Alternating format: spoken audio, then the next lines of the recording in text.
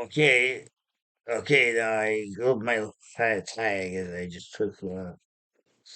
three sleeping pills I take every night plus another one. So I stopped getting tired. So I'm gonna do one more. And nine nights until the unprescribed theologian is was more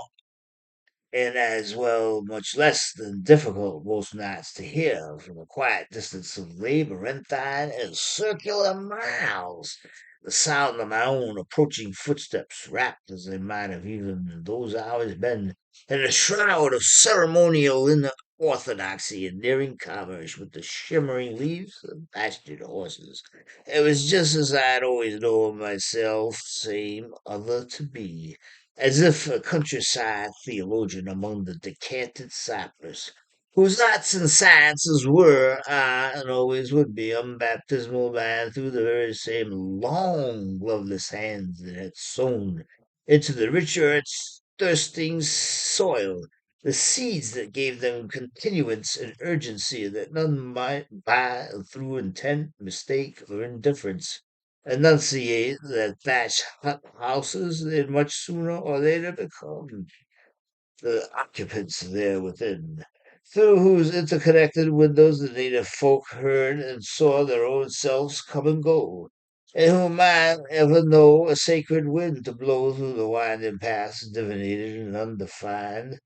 were yet enough to drive the blind to sight, encompass around the night with doors half open to the ancient most law, and told and untelling.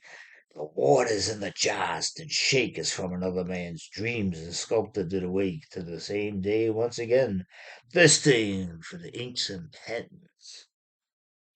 Much too soon as well for the telling thereof to mix reality and illusion into one.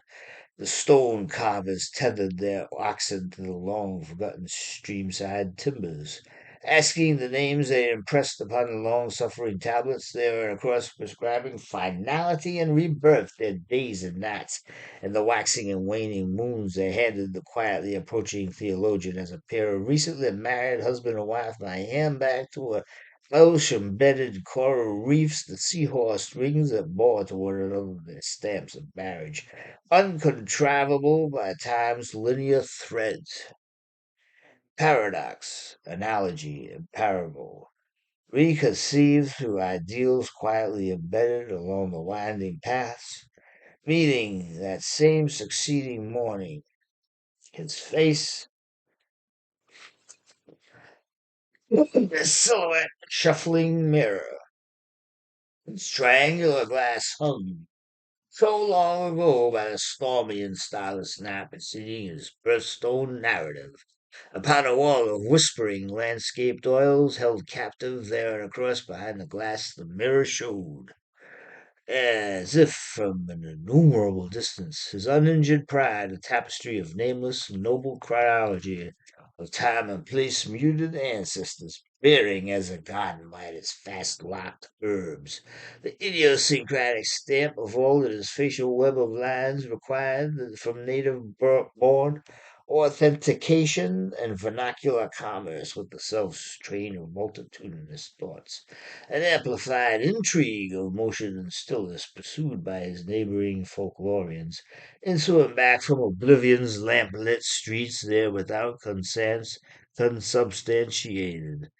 hearing through the shroud of his reflected face an insistent knocking upon the door below the loose-knit flight of steps he'd so long now go from near two innocuous mazes of timber.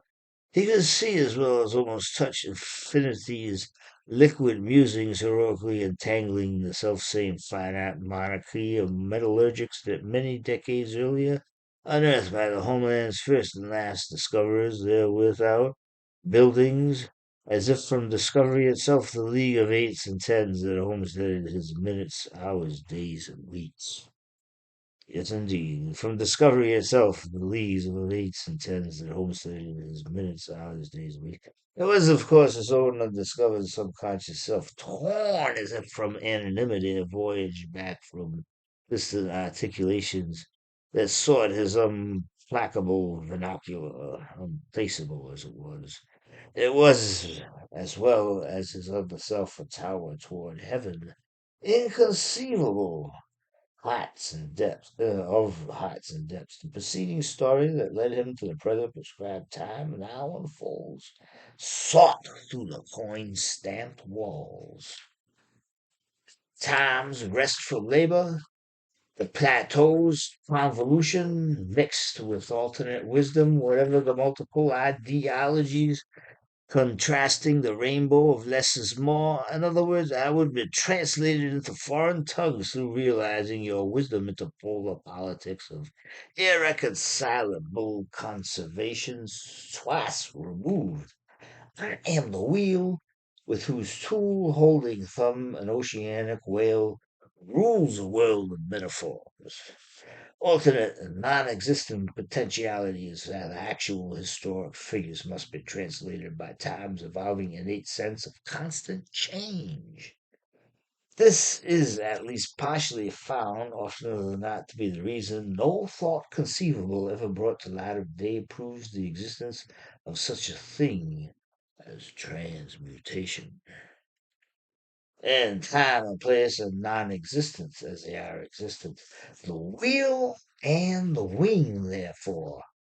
through what is in the paragraphs above postulated, serve at times the same momentary purpose. This strange and industrious narrative, of whose loose-knit storyline the illustrious author has oftener than not been my own self found visiting his wind-decided chair, half asleep on the job, told me once that the two of us, curiously enough, all with one another, a strange resemblance, so and lived somewhere there and among the high northmost plateaus of crooked pine and oak, the swank and certain theologian's half-brother, a well-respected oracle who had been taught the vibrant wisdoms of his art by hermetic monk-like truth divinators of double-jointed personage. Every now and again the aging theologian would pay overnight visitations. The true man, when he cast aside the thought-steeped meditations and grace of table prayers, deep inside age-old laws of cause and effect, all manner of human injustice, cruelty, and ill will, the night-long prayer vigils would often than not be carried to the valleys below upon the cresting winds there, and with all enumerated and visaged beyond what and all they'd originally hoped would be finality, its goodwill, eventual outcome. The most elephantine characteristic enameling the stone-polished city from whence and where I so long ago now came to settle here within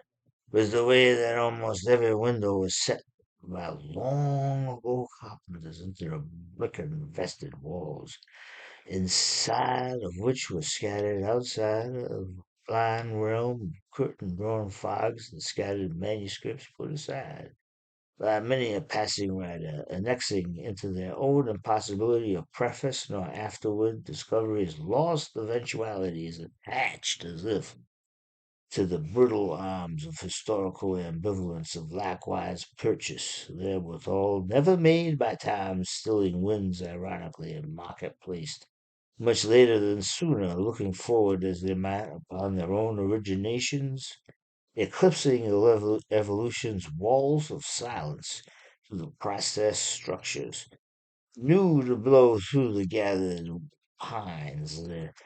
breezes that of all seasons at once contrived.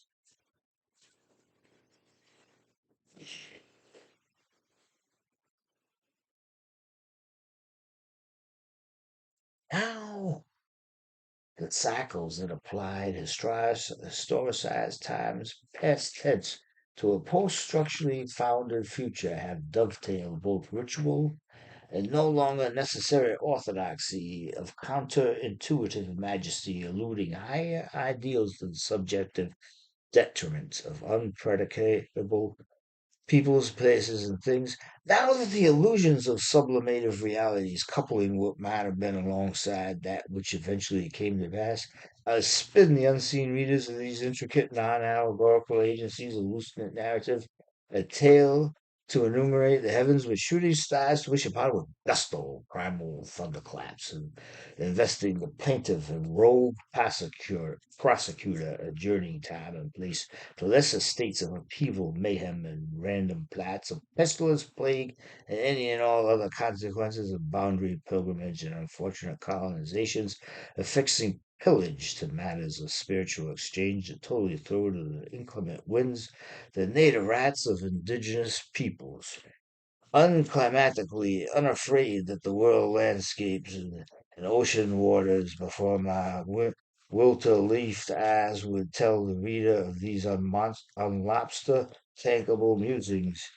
that things were seemingly amiss nearer toward the root of the reeds, readying my knowing strolls far and aft, the beehived right of ways back home from elusive realities, all abortable and intricately nautical daughters of forgetting, else remembering elsewheres that never came to pass the salt and peppering look-alike terrains, wheretofore the holy and sacred most veils, ungeraldine noondays, gambateering gargoyles gathering in tribal mummery around uncyclisked avuncular overturned tables nigh nearer to the eightfolds and sevenfolds thereafter. After we had parked my pistachio-filled automobile alongside the Warhorse Watering Hole Tavern, and spilling denim jean much the younger selves from the quicksilvered opening doors, the four of us tramped through the street cornering door into the barroom smoke bearding, unbehavable, jet-lagging, dog-eared, murky turf, ears filling the adjoining twin rooms with a unpretensibly vehicular drift of skirting conversations among the window-siding tables and rag-polished bar counter. The street cornering barroom now having closed tight shut out the outside back, as it was.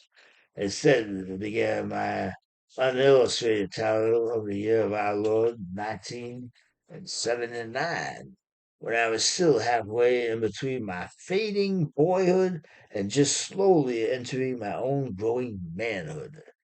Or I might as well begin in 1997, and through frequent conversing with those many, many rustic suburban cityfied and all else rollicking cast of